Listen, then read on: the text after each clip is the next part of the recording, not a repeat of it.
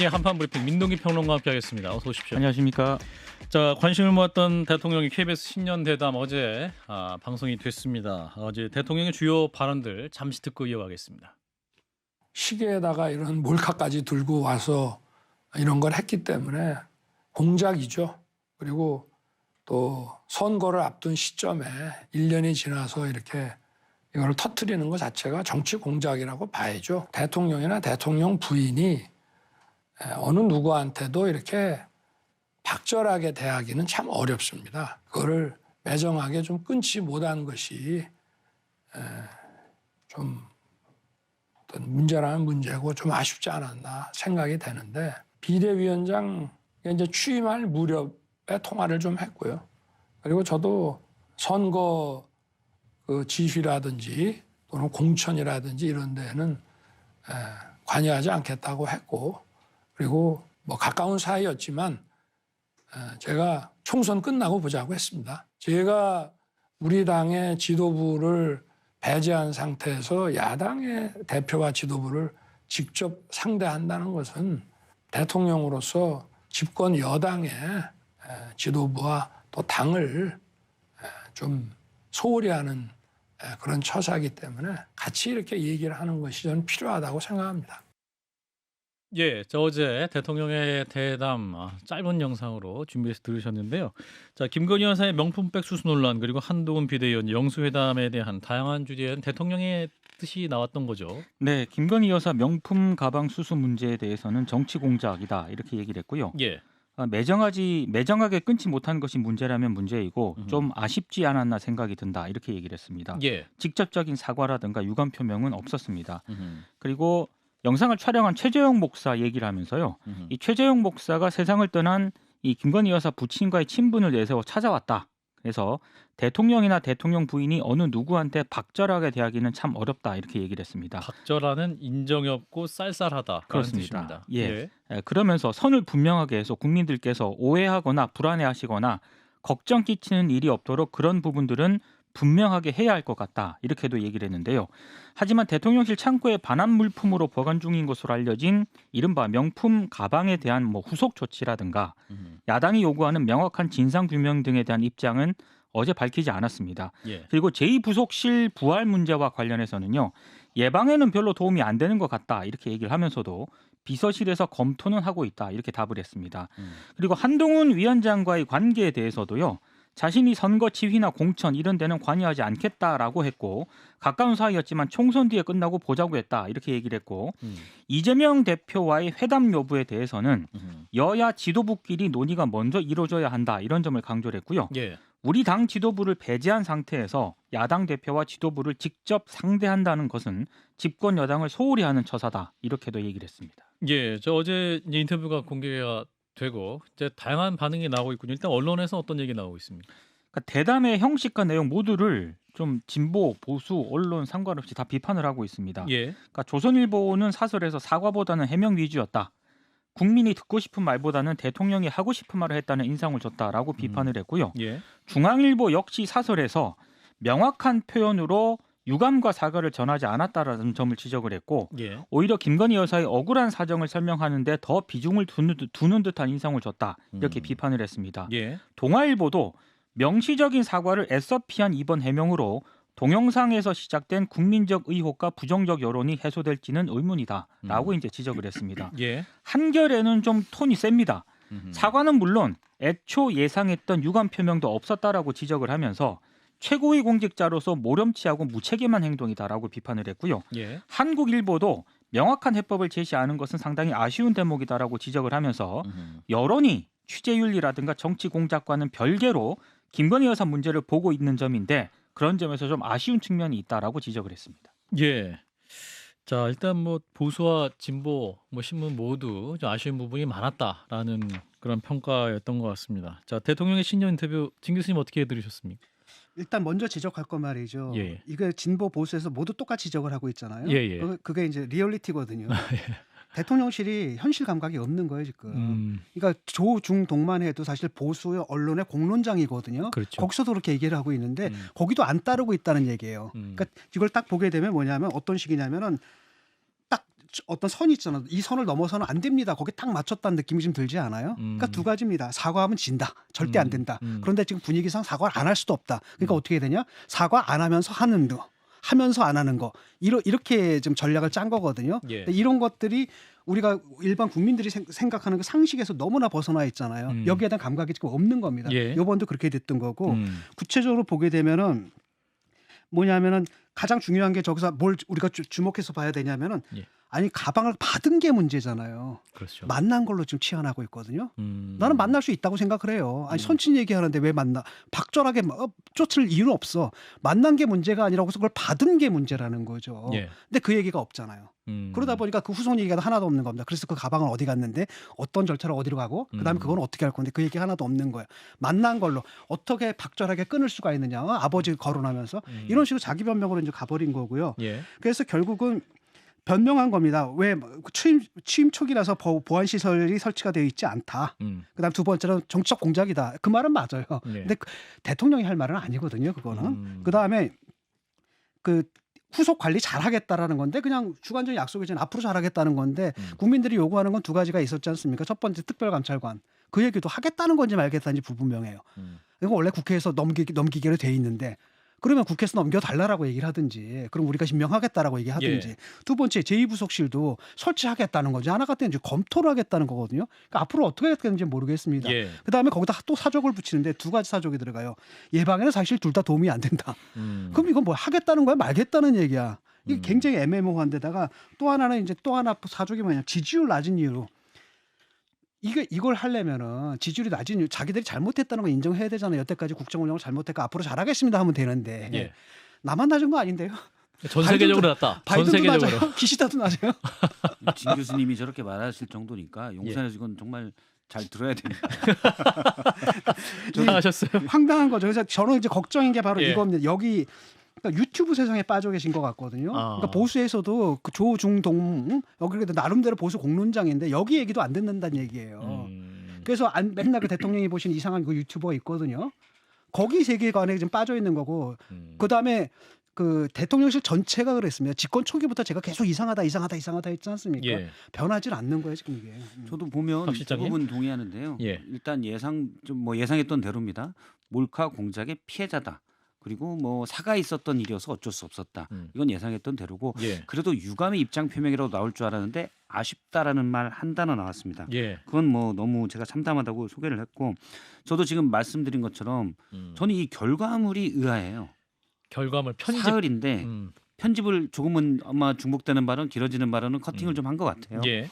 근데 이 정도로 편집을 해서 이걸 국민들 앞에 대통령의 대담이라고 내놓는 걸 아하. 대통령실에서 수많은 참모 중에 아무도 체크를 안 했냐. 이게 과연 대통령이 국민 눈높이에 맞춘 인터뷰 내용이라고 생각을 하느냐. 정말 대통령실이 다 그렇게 생각하고 있다면 싹 다 바꿔야 되고요. 이걸 뭔가 얘기하고 싶은 참모가 있는데 얘기를 못하는 분위기거나 또는 대통령님 이 정도로는 절대 납득이 안 됩니다라고 누군가 얘기했는데 대통령이 안 들었거나 저는 이 뒤에 후자들의 가능성이 더 크다고 보는데 이게 문제입니다. 우리가 지난번 부산 엑스포에서 29표 얻었는데 충격적인 거는 대통령이 예상이 빗나갔다예요. 아하. 시중에 일반 조그마한 기업의 관계자들도 다 예상했었는데 왜 모든 정보가 보이는 대통령실은 이걸 예상을 못했냐. 보고가 제대로 안 되거나 예. 대통령이 안 듣고 있다는 얘기죠. 이건 앞으로도 그럴 거라는 거예요. 이게 제일 위험한 문제입니다. 이게 정상적인 사고를 하는 사람들이 아니거든요 지금. 이거 누가 봐도 딱 보면서 욕 먹겠네라는 판단이 들어야 되는 거 아니에요. 예. 근데 문제는 뭐냐 그것이 그 사람들이 만든 거거든요.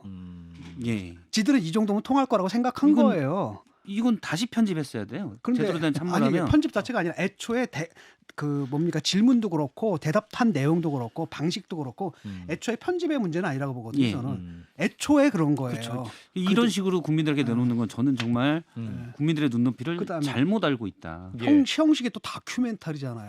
우리 그때 농담하는 줄 알았잖아요. 그래서 농담했는데 농담이 진실이 된 거잖아요. 그래서 다큐멘터리는 저는 이제 학생들한테 강의할 때 뭐라고 정의하느냐면 다큐멘터리란 20세기에 유행했던 극영화의 일종 이렇게 얘기를 하거든요.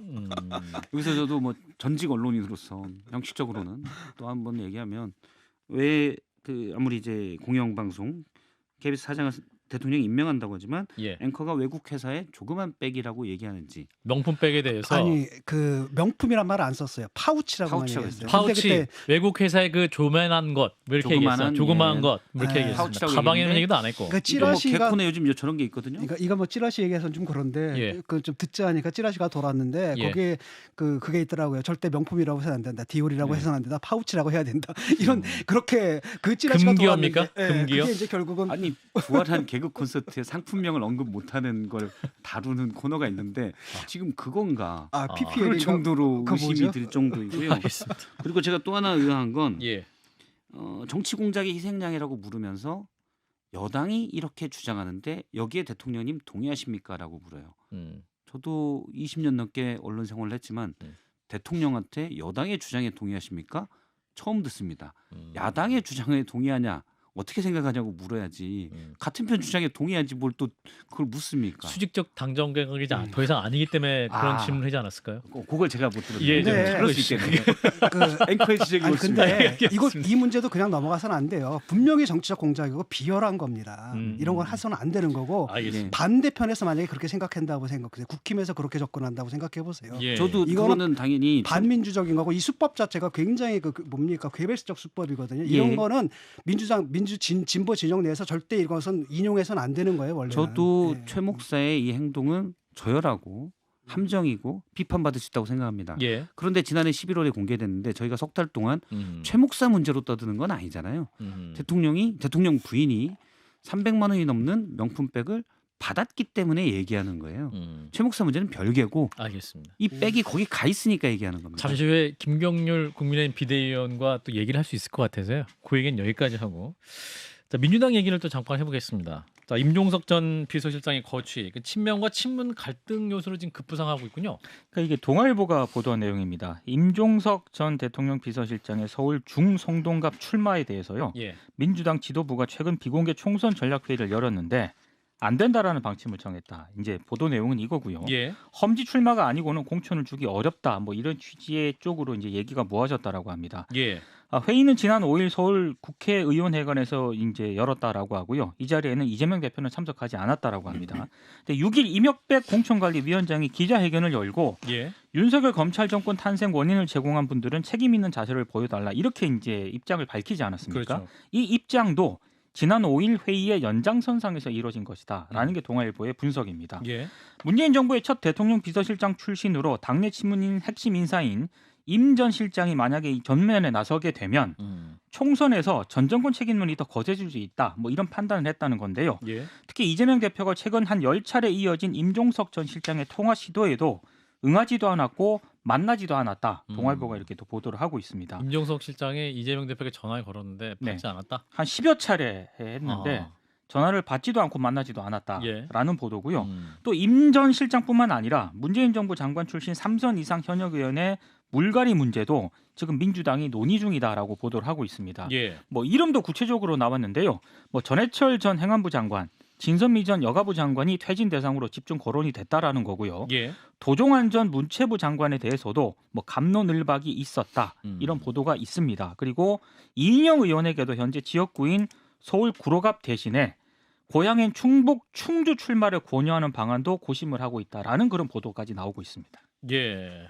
친문 진영은 굉장히 반발할 수 있을 상황인 것 같은데 자, 이런 가운데 이제 준연도형제를 유지하면서 통합 비례정당이 추진되고 있습니다. 현재는 어떤 상황인가요? 아까 진중호 교수님이 잠깐 언급을 하셨는데요. 예. 민주당이 오늘 통합 비례정당 참여 대상으로 거론되는 이른바 소수정당, 소수야당과 시민단체의 선거연합 연석회의를 공식적으로 제안을 했습니다. 예.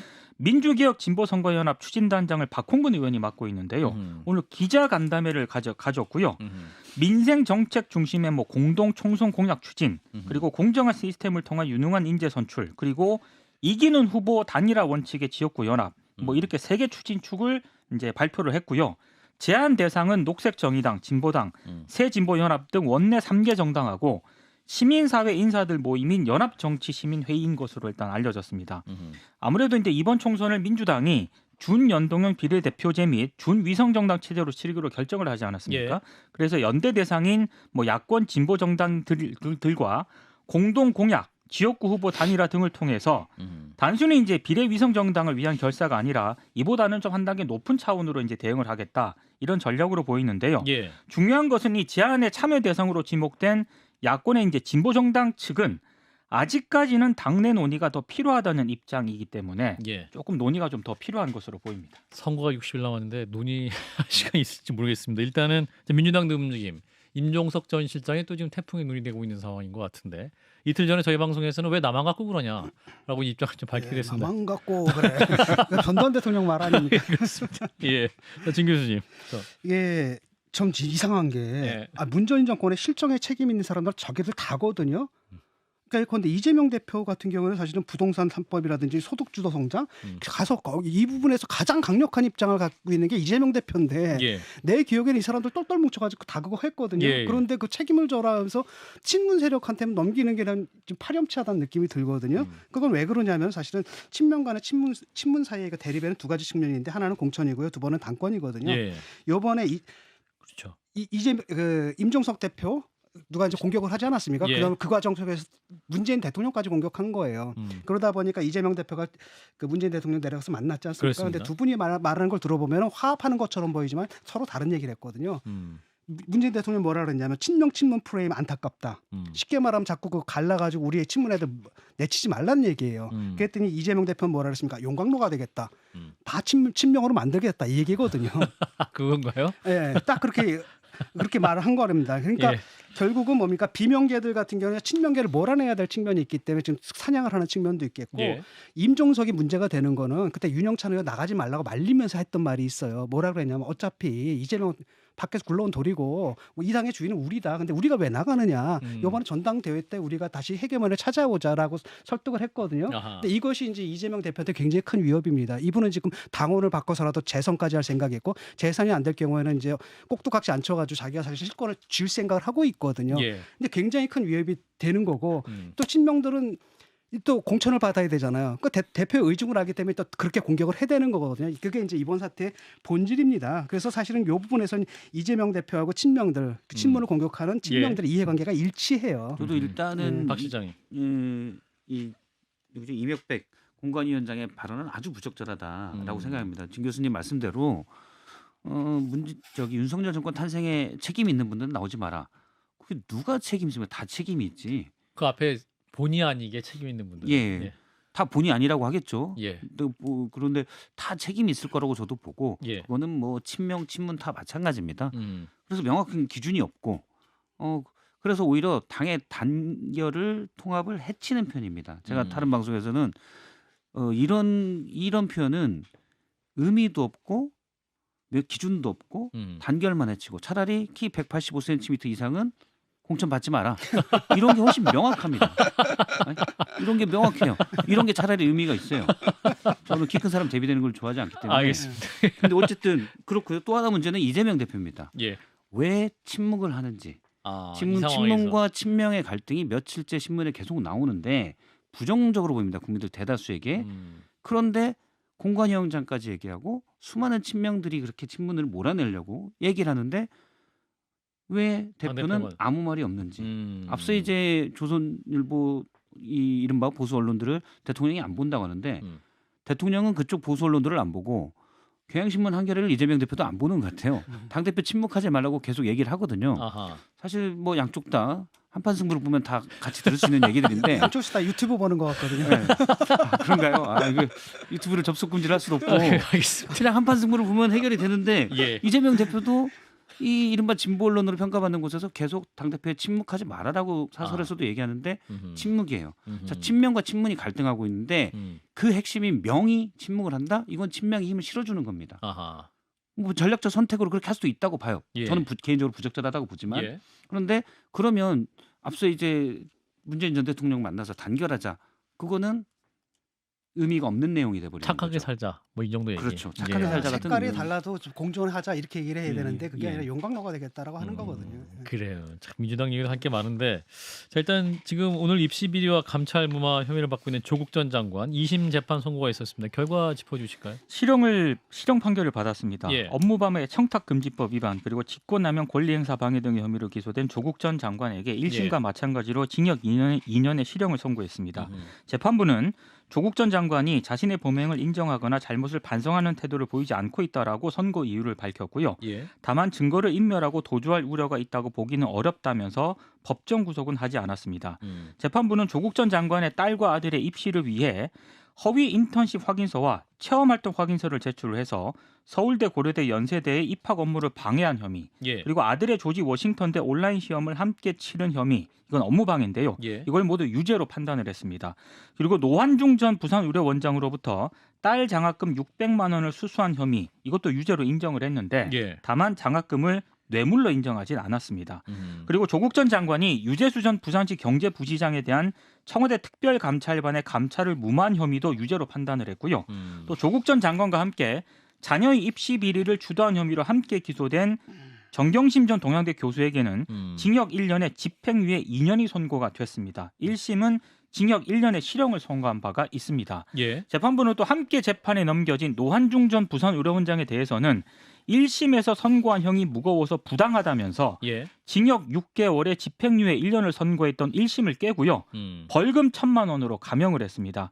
그리고 유재수 전 부시장에 대한 감찰을 무마한 혐의로 함께 기소된 백원우 전 민정비서관, 박정철 전 반부패 비서관에 대해서는 1심과 같이 백 전 비서관은 징역 10개월, 박정철 전 비서관은 무죄로 판단을 했습니다. 예. 자, 이제 조국 전 장관 상고의 뜻을 밝혔고 또 입장문도 밝혔는데 저 어떤 내용이었습니까? 항소심 판결을 겸허히 받아들이지만 사실관계 파악과 법리 적용에는 동의할 수 없기 때문에 대법원의 최종 판단을 구하고자 한다. 이렇게 입장을 내놓았고요.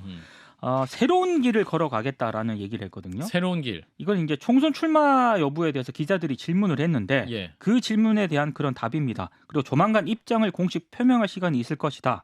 대법원 판결 전에 자신이 할 수 있는 모든 일을 하겠다라고 입장을 밝혔습니다. 예. 입장문이 나왔는데 4월 10일은 민주주의 퇴행과 대한민국의 후진국화를 막는 시작이 되어야 한다.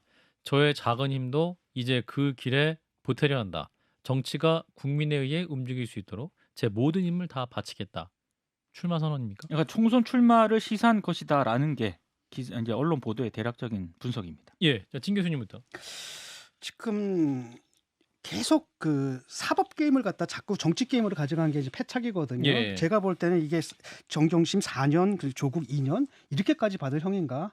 이번에도 근데 정경심 그 교수 같은 경우에는 감형이 되지 않았습니까? 집행유예로. 예. 근데 그 감형 사유가 뭐냐면은 그래도 사실을 인정했다. 그다음에 반성했다라는 거거든요. 감형이 되잖아요. 예. 근데 조국 전 장관에 대해서는 뭐냐면 그때 이제 사과도 하고 또 유감도 표명했는데 가장 핵심적인 게 바로 뭐냐면은 사실을 인정하지 않는 사과나 반성은 그건 진정한 사과나 반성이라고 할 수 없다. 끝까지 사실관계를 부정한다라는 겁니다. 그러니까 자신의 범죄를 인정하거나 잘못을 반성하는 태도를 보이지 않는다라고 하니까 그냥 2년을 그대로 때려버린 거거든요. 예. 그래서 이런 상황 속에서 지금 계속 정치 게임을 가는 겁니다. 정치 게임을 가다 보면은 뭐냐면은 그 선출직으로 당선되는 거 있잖아요. 그러면 유권자로부터 나름대로 뭐랄까 용서를 받았다 이런 식의 상징적인 쉽게 말하면 선거를 갖다가 그 세탁기로 이용하는 거거든요. 그러니까 지금 남은 게 유일하게 사회적으로 자신이 살아남을 수 있는 길은 그 길밖에 없기 때문에 이제 정치 쪽으로 가겠다라고 예. 하는 거죠. 그래서 이번에 뚝 보면 유죄 받은 사람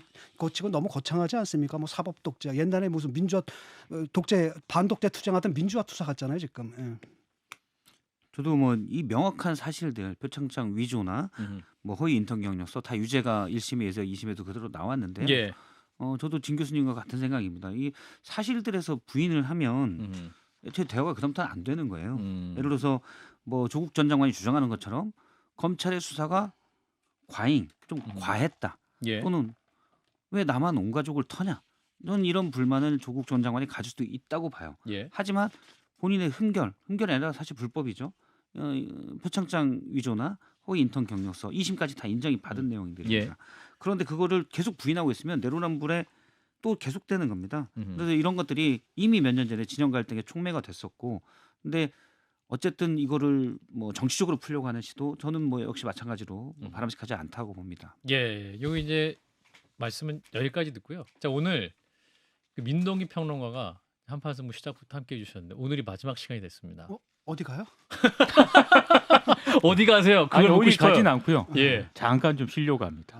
네. 한판 승부가 피곤하셨던 겁니까? 예, 잠시 이제 휴식을 취한 다음에 또 조만간 다시 저희 한판 승부 방송에서 또 뵐 수 있도록 하겠습니다. 그동안 너무나 성실하게 한판 승부 론칭되고 자리 잡을 수 있도록 해주신 가장 중요한 분 중에 한 분이었습니다. 청취자분께 한 말씀 해주세요. 그래 한 30초. 아유 뭐 이렇게 이런 시간을 줄지는 예상을 못했고요. 예, 아무튼 이렇게 그동안 처음 시작할 때는 예. 뭐 여러모로 이게 이 정도로 자리를 잡을 수 있을까? 이 정도로 자리를 잡을 수 있을까? 솔직한 마음으로. 아니 제작진이 실제로 그런 고민을 했었고요. 그랬군요. 그래서 마음이 좀 무겁긴 했습니다. 왜냐하면 참여하는 사람 입장에서 또 책임감 이런 것도 있어야 되지 않습니까? 그렇죠. 잠깐 쉰다고 해서 이제 제가 나가는 무렵에는 예. 이제 그런 걱정은 안 해도 되겠다. 아니 뭐 새로운 뭐 유튜브 뭐 프로그램도 뭐 론칭이 되고 이러니까요. 예, 그렇습니다. 네. 예. 종종 뵙도록 뿌듯합니다. 하겠습니다. 예, 좀 알겠습니다. 잠깐 쉬게 해드리고 다시 복귀 요청을 하도록 하겠습니다. 자, 일단 오늘 여기까지 민동기 평론가였습니다. 고맙습니다. 고맙습니다.